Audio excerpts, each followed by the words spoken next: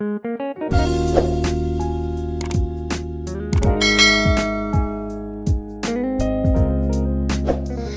guys, it's me, Teacher Randy Ubal, and welcome back to this channel. And I would like to greet all my students, grade 8 students under my class. How are you right now? Kamusta na kayo? It's been a long time since we talked to each other, and right now I'm filming this video just to give you, or just to provide you a reviewer for your incoming summative quiz. We call it summative quiz na hindi na siya exam because last time we have our first midterm, right? First midterm examination, but the Department of Education mandated that we will call it as summative quiz. Okay, summative quiz, and okay, so it will be administered online, or kung yung mga hindi maka-access sa internet, pwede naman kaming magbigay ng hard copy. Okay, so it will be administered every other month. For example, ngayon November, magsasummative quiz kayo. December, wala na. And then, wala muna tayong quiz or exam. And then, January, that will be another summative quiz. Don't you worry because your summative quiz has 1 to 20 items only, 1 to 20 or 1 to 30 items, unlike your previous exams. Your exams before have 40, I think 40 to 50 items, but right now it's only 30. Okay, that's the maximum, 30 to 35 items. And good news because your summative quiz in English has only one type of question. Okay? Your exam type is multiple choices. You're just going to choose the correct letter of, you're just going to choose the letter of the correct answer. So, madali lang. Huwag na nating pahirapan yung sarili natin. And I hope that you will pass this exam. And before answering, okay, I'm already instructing you, before answering your exam, always remind yourself that we need to seek the Lord. Okay, seek the Lord before answering the test questions. And if ever you have still time, you can also scan your Bible. You can just read one chapter before proceeding to your exam, because prayer and reading the Word of God is very powerful. It can give you wisdom, and it will help you pass your examination. Okay, so if you pray and if you read the Bible, of course, don't wag naman kayo mag-assume that religion is a magic. Okay? Hindi ka na, yung magbabasa ka, magpipray ka, Lord, sana pumasa ako. Pero, hindi ka naman nag-review, di ba? You should also do your part. And God will do the rest. Okay? So, let's proceed right away to our review. Okay? So, I'm not going to flash the questions. I'm not going to flash the questions on the screen, on the screen of your phone. But I want you to take note of the keywords. Okay, since this is intended for you naman, I'm going to film this for your sake. You should also make an effort. Okay? So, write the keywords and at the same time, the correct answer. Okay, I'm going to read the question once only. Okay. And by the way, there are only 2 topics that you're going to review. The first one is adjectives and the second one is adverbs. I did not include the first 4 modules. Okay, the first 4 modules, weekly modules before, because last September to October we have 4, right? 4 weekly or 4 weekly modules, right? But right now, we only have one week module. And maybe you are wondering why we only have five weekly modules in 2 months. Okay, so we are following the DepEd mandate or the DepEd guidelines, and that is the MELCs. And in English 8, there are only five weeks in 1 quarter. That's why you only have 5 weekly modules in this first quarter. Okay, di ba ang saya? Kaya madali lang sa inyo na mag-answer ngayon kasi meron lang kayong isang week na aanseran. Okay, isang weekly module. Okay, so adjectives and adverbs lang ang center ng inyong examination, and it would be easy as a pie. Okay, so let's proceed first to the first question, and I'm encouraging you, ulitin ko lang, you should take note everything.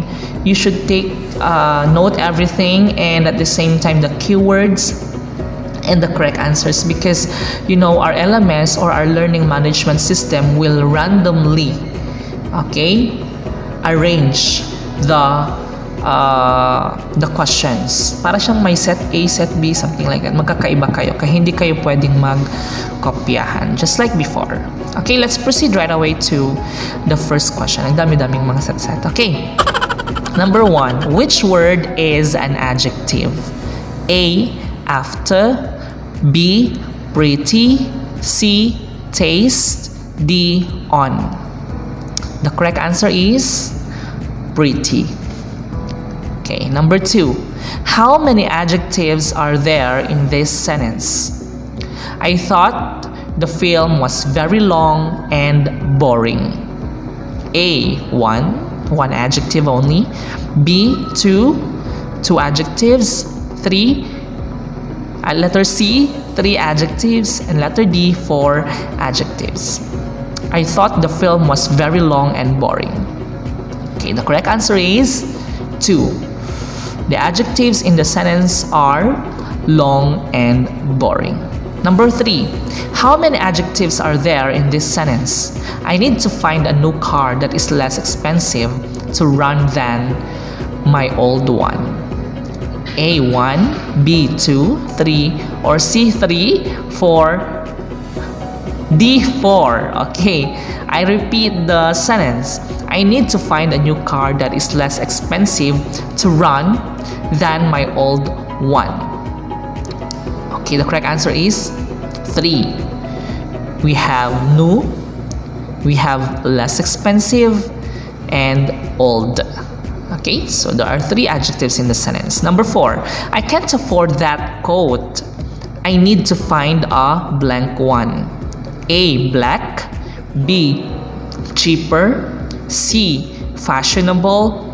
D, larger. The correct answer is cheaper.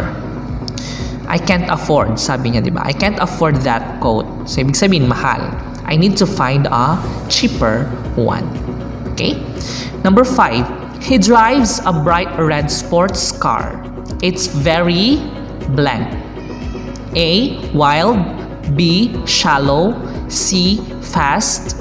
D, tall. The correct answer is fast. He drives a bright red sports car. It's very fast. Okay, number 6. Today, the weather's going to be blank. A, hopeful. B, warm. C, blue. D, urgent. The correct answer is warm, of course. Number 7. God's love to humankind is blank. A, unconditional. B, wooden. C, handsome. D, skinny. Okay, we're still on adjectives, okay? We're still on adjectives. God's love to humankind is blank. A, unconditional. B, wooden. C, handsome. D, skinny. Just choose the appropriate adjective, okay? God's love to humankind is, letter A is the correct answer, unconditional. Hindi naman pwedeng God's love to humankind is wooden, God's love to humankind is handsome, or God's love to humankind is skinny. Okay, it's those adjectives that I have mentioned, wooden, handsome, and skinny, are not appropriate for the sentence. Okay, so the correct answer is unconditional. Number 8, I can't help myself from falling in love with God even life is very blank. A, tall, B, small, C, challenging, D, big. Okay, the correct answer is challenging, letter C. I can't help myself from falling in love with God even life is very challenging. Hindi naman pwedeng tall, hindi naman pwedeng small, hindi naman pwedeng big. Okay, next, number 9. Her hair is long and blank.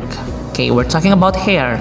Her hair is long and blank. A, curly, B, happy, C, slim, D, late. Okay, of course, the correct answer is very obvious. Letter A, curly. Number 10. The eagle was blank than the bluebird. A, big, B, bigger, C, biggest, D, most big. Okay, if you see the word than, ibig sabihin, the correct answer is bigger, ER, okay? The eagle was bigger than the bluebird. Pakinggan nyo na lang kasi if it's pleasing to the ears, ibig sabihin grammatical correct siya. Pero kung hindi pleasing sa ears ninyo, there's something wrong. Okay, tingnan ninyo. The eagle was big than the bluebird. It's not pleasing to the ears. The eagle was biggest than the bluebird. Superlative. We're talking about than. Okay, comparative muna siya. Okay, comparative. The eagle was most big than the bluebird. Okay, it's not pleasing to the ears. So the correct answer is the eagle was bigger than the bluebird. May dalawang pinagkukumpara. Okay, that's why we call it comparative. It's in the comparative degree. And when we say biggest naman, it's in the superlative degree. Ibig sabihin, there are two or more things or person being compared. Okay, next, number 11. Which word in this sentence is the adjective? Which word in this sentence is the adjective? He threw the hard rock into the river. He threw the hard rock into the river. A, through, B, rock, C, hard, D, river. Adjective. When we are talking about adjective, it describes a noun and a pronoun. So, naglalarawan in Filipino. So, saan ba ang naglalarawan dyan? Of course, letter C, hard. Next, which word in this sentence is the adjective? The boy wore a blue shirt to school. The boy wore a blue shirt to school. A, boy, B, wore, C, blue, D, shirt. Okay, boy is a noun. Wore is a verb, past tense of wear. Blue is a color. Okay, it describes the shirt. So, blue is the correct answer. Blue is an adjective and shirt is also a noun. Okay, letter C is the correct answer. Blue. Number 13. Which adjective describes the noun windows in the sentence below? Okay? The American builder constructed a new house with French windows and wooden floors. Ano daw yung naglalarawan dun sa window na word? Okay? Windows, I should say. Windows na word. Ano daw yung naglalarawan? A, American, B, new, C, French, D, wooden. Ulitin ko yung sentence. I repeat. The American builder constructed a new house with French windows and wooden floors. Okay. So the correct answer is French. French windows. Number 14. What type of adjective is written in capital letters? What type of adjective is written in capital letters? This question may be answered differently by different fans. Okay, that's the sentence. And the capitalized word is this. T-H-I-S. Anong klaseng adjective daw yon? T-H-I-S. This. A, demonstrative. B, interrogative. C, indefinite. And letter D, definite. Anong klase siyang adjective? What type of adjective is this? T-H-I-S. The correct answer is demonstrative. Okay, yung that, those, this, these, those are demonstrative adjectives. Okay, next, number 15. What type of adjective is written in capital letters? Taxes have to be paid by every employed citizen. The capitalized word is every, E-V-E-R-Y. What type of adjective is that word? Every. A. Demonstrative, B. Definite, C. Distributive, D. Interrogative. Okay, the correct answer is distributive. Okay, distributive, every, each, those are examples of distributive. It means from the root word distribute. Okay? Excuse me. Okay, next. Let's proceed with letter B. Okay, your exam is divided into two, just like what I've told you a while back. Adjectives and adverbs. Okay, let's proceed with letter B. Adverbs naman tayo ngayon. We're done with adjectives. 15 adjectives and 15 adverbs. All in all, your exam is 30 items. Multiple choices. No true or false, no essay, no filling the blanks. Okay, no identification. Multiple choices only. Okay, number 1 in under adverbs. Okay, which word in the following sentence is an adverb? Sarah plays the violin beautifully. Sarah plays the violin beautifully. Take note that adverb modifies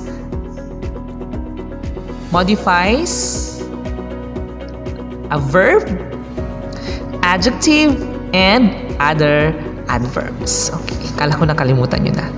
Okay, Sarah plays the violin beautifully. A. Sarah. B. Plays. C. Violin. D. Beautifully.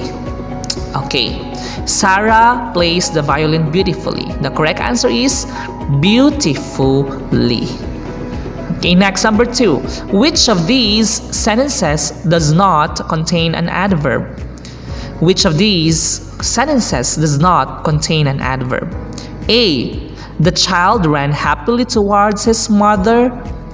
B. Sally walked to the shops. C. Brendan gently woke the sleeping baby. And letter D. I visited my mom yesterday. Okay. Sa letter A, the child ran happily towards his mother. May adverb doon. Happily. Sa letter B, Sally walked to the shops. Walang adverb. So ito na yung answer. Letter B, Sally walked to the shops. Letter C naman, Brendan gently woke the sleeping baby. May adverb doon. Gently. And letter D, I visited my mom yesterday. There's also an adverb there in this sentence. And that is yesterday. Okay, so the correct answer is letter B, Sally walked to the shops. Okay, number 3. Which of these words in the sentence below is an adverb? Kylie looked longingly into Jason's lovely blue eyes. Kylie looked longingly into Jason's lovely blue eyes. A. Looked. B. Longingly. C. Lovely. And letter D. Eyes. Obvious, the correct answer is longingly. Tignan nyo yung mga adverb, laging may ly, di ba? Okay, so, but, take note ha, not all adverbs has, or not all adverbs have ly. Take note of that. Depende lang, okay? Kasi may mga, may ly na adjectives, something like that. So, please be very careful. Okay, next, number 4. Which of these adverbs is an adverb of time? Which of these adverbs is an adverb of time? A. Yesterday. B. Slowly. C. Loudly. D. Upstairs. Okay, the correct answer is adverb of time. Yesterday, syempre kahapon, di ba? Okay, next, number 5. Which of these adverbs tells you. Which of these adverbs tell you? Tell you dapat to. Tell you something happened. A. Often. B. Carefully. C. Recently. D. Everywhere. How something happened. Paano siya nangyari? Carefully. Okay? Adverb of manner. Carefully. Letter B. Number 6. Which of these adverbs tell you where something happened? Okay? Which of these adverbs tell you where something happened? A. Regularly. B. Warmly. C. Happily. D. Outside. Where? Saan? Syempre, outside. Letter D. What is the adverb in the sentence? Peter neatly wrote a shopping list. Peter neatly wrote a shopping list. A. Neatly. B. Shopping. C. Wore the list. Saan ang adverb doon? Neatly. Letter A. 8. What is the adverb in the sentence? The teacher said, write your name nicely. The teacher said, write your name nicely. A. Said. B. Name. C. Nicely. D. Write. The correct answer is nicely. What is the adverb in the sentence? Or in this sentence? Number 9 na tayo. Mr. Johnson gladly gave the announcements. Mr. Johnson gladly gave the announcements. A. Gladly. B. Mr. Johnson. C. Announcements. D. Gave. Okay, the correct answer is gladly. Letter A. Number 10. Which adverb best completes the sentence? The adverb needs to tell when. Okay? The adverb needs to tell when. This is the sentence. Blank, I baked brownies. Blank, I baked brownies. A. Here.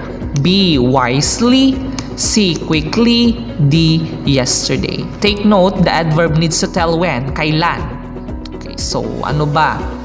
Saan ba dito? Letter D, of course. Yesterday. Kailan? Okay? Kahapon. Number 11. Which adverb tells when? A. Early. B. Accidentally. C. Below. D. Inside. When? Kailan? Of course, letter A is the correct answer. Early. Number 12. Which adverb tells where? Saan? A. Randomly. B. Above. C. Before. D. Very. Okay, saan naman? The correct answer is above. Above. Letter B. Okay, number 13. Third to the last. Identify the adverb. We played outside during recess. We played outside during recess. A. Played. B. Recess. C. Outside. D. We. Of course, the correct answer is outside. Letter C. Identify the adverb. Number 14 na tayo. Martha began to feel really confident. Martha began to feel really confident. A. Martha. B. Confident. C. Feel. D. Really. The correct answer is really. Letter D. Number 15. What is the function of the adverb? The girl read the book silently. What is the function of the adverb? The girl read the book silently. A. When. B. How. C. Where. D. How much. Okay, let's find out first the adverb. Okay, the adverb. Okay, so what is the adverb in the sentence? The girl read the book silently. Okay, silently is your adverb. So what kind of adverb is silently? Adverb of manner. So, how, paano. Okay, letter B is the correct answer. Okay? So, that's all for this review. And I hope and pray that you will get a passing score or you will get perfect Okay? Perfect or one mistake. Hindi naman masamang mangarap, di ba? Sabi nga, you need to aim high para in case man na mahulog ka lang sa bundok. Di ba? For example, ang goal mo is yung langit. Pag nahulog ka, at least mahuhulog ka lang sa bundok. Di ba? Kaya kung mangarap ka na bundok lang, kataas lang ng bundok ang pangarap mo, pag nahulog ka, mahuhulog ka sa lupa. Babagsak ka. Di ba? We need to aim high. We need to aim for perfection. Not to the extent naman na magiging perfectionist ka na. Kasi ang perfectionist minsan may disadvantage din. Okay? So, I want you to pass or get a high score or possible ma-perfect ninyo tong exam na ito. Okay? So, madali lang naman siya. Don't you worry. And we hope and pray. We, kasi sinasali ko na kayo because I know that it is also your prayer na mag face-to-face na tayo soon. Sana, kasi lahat tayo ay nahihirapan na. But thank God, we are surviving. Okay? So that's all for today. God bless everyone. Have a wonderful day.